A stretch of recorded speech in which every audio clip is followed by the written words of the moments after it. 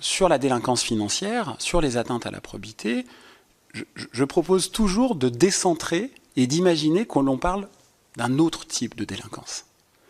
Je parle sous le contrôle de Frédéric, si des services de police et un parquet spécialisé dans la lutte pour la criminalité organisée saisit 20 kilos, 30 kilos, 40 kilos de cocaïne, est-ce qu'il y a des débats judiciaires des débats médiatiques pour suggérer qu'il faut supprimer la brigade des stupes? Je ne crois pas. Le ministre vient se faire prendre en photo devant la saisie de cocaïne. On trouve ça formidable. Des policiers qui font tomber des fraudeurs fiscaux ou des corrompus n'ont aucun égard. Aucun égard. Au contraire. Ils sont considérés comme les agents d'on ne sait quel complot médiatico-politico-judiciaro fantasmatique. Ça ne veut pas dire que la justice ne peut pas faire des erreurs. Ça ne veut pas dire que la police ne peut pas faire des erreurs. Mais les mêmes qui dénoncent le tribunal médiatique sont ceux qui n'ont aucun problème dans le débat public à installer l'idée qu'il y aurait un complot. C'est du pur conspirationnisme, qu'il y aurait un complot contre eux dans ce type d'affaires-là. C'est-à-dire que ça donne le sentiment, je vous dis ça parce que je crois que vis-à-vis des citoyennes et des citoyens de notre pays, ça peut donner le sentiment très dangereux que la loi n'est pas la même pour tout le monde. Que ceux qui demandent l'application stricte de la loi et la répression, et ils ont raison, eh bien, les flammes judiciaires ne peuvent pas s'approcher de leur propre milieu, de la délinquance de leur milieu, qui est la délinquance financière. J'ai peu dormi cette nuit parce que j'ai dû écrire une chronique d'un procès que je suis en train de suivre, qui est le procès des financements libyens.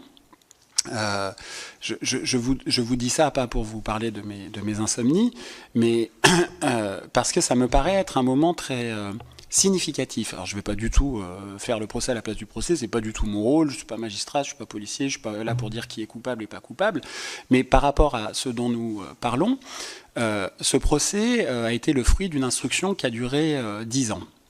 Ça va peut-être vous intéresser par rapport à votre commission.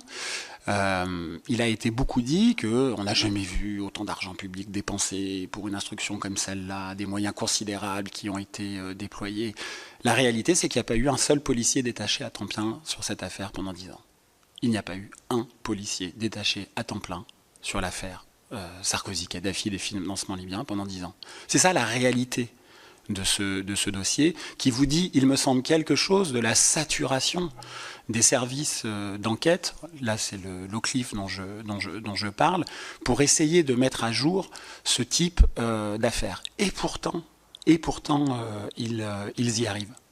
Le CV judiciaire que j'ai dépeint à gros traits pour commencer ce propos liminaire peut être vu de deux manières. La première, c'est le verre à moitié plein. Quand même, la justice est indépendante et la justice fait ce qu'elle peut avec le peu de moyens qu'on lui donne dans le type de résolution de ce dossier.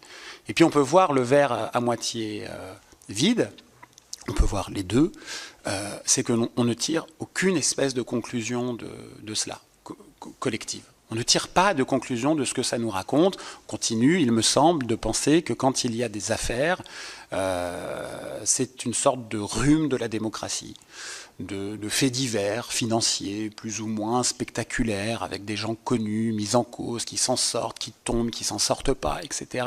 Comme si ça ne disait pas quelque chose de plus grand que les faits et les personnes eux-mêmes sur ce que je considère être, moi, un cancer qui est susceptible de dévorer la démocratie. Je ne vais pas citer la civilisation romaine, mais on sait à peu près depuis Cicéron que la corruption, ça peut faire tomber des civilisations. Et ça n'est pas comme si ça ne concernait pas directement la vie des gens. C'est pas parce qu'on parle de faits qui concernent des gens puissants, qui dans le monde, dans l'entreprise, qui dans le monde politique, ça n'a pas de conséquences concrètes. La délinquance financière, la fraude fiscale, la corruption, c'est de notre argent dont on parle.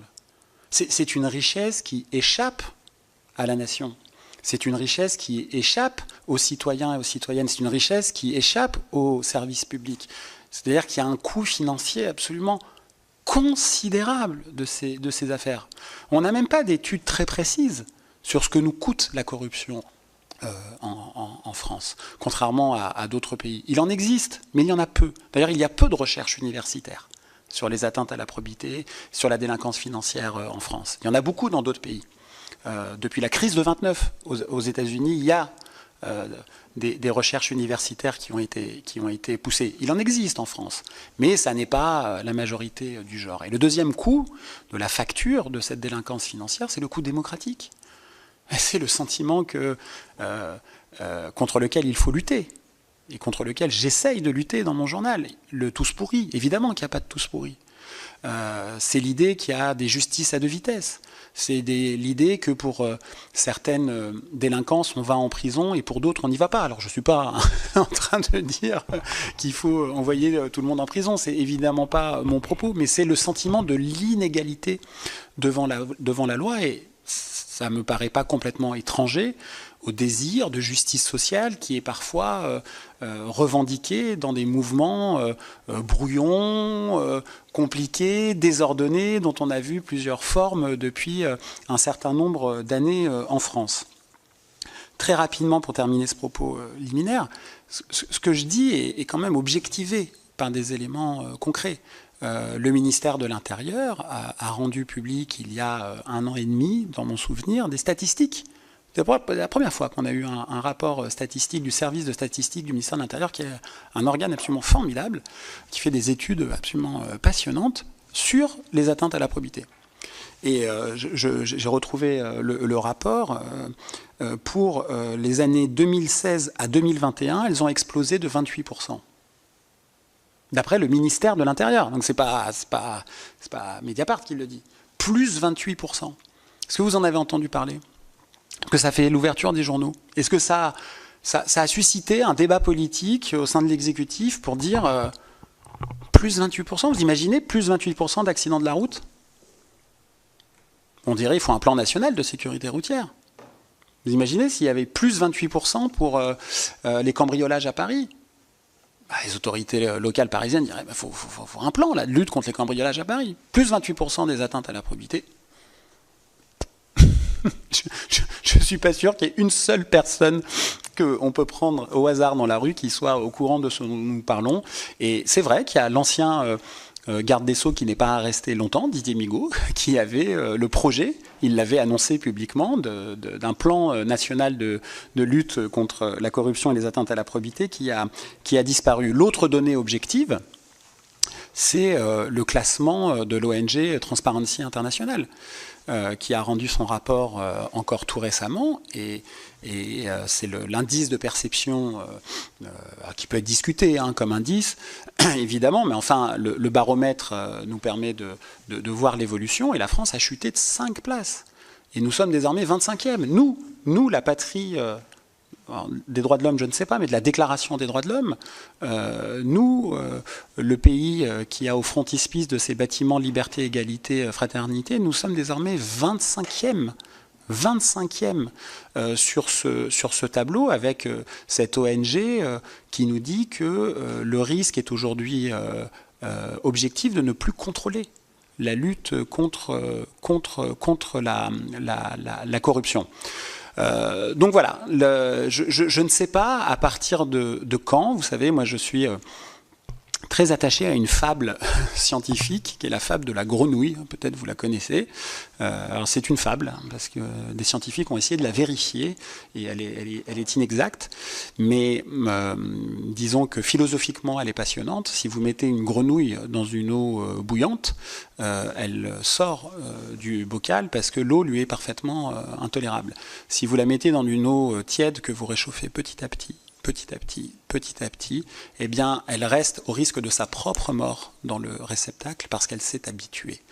Et ce que je veux dire dans ce propos liminaire, avant de répondre à vos questions, c'est que essayons peut-être de ne pas être des grenouilles face à la délinquance financière et aux atteintes à la probité qui ne sont pas que des hochets pour la droite quand il y a des affaires de gauche, et pour la gauche quand il y a des affaires de droite. Ça nous raconte vraiment quelque chose du bien commun. Et derrière toutes ces histoires, il y a une petite tragédie qui fait, il me semble, beaucoup de mal et qui n'est pas sans lien sur une partie de la fatigue démocratique que l'on peut sentir dans les urnes.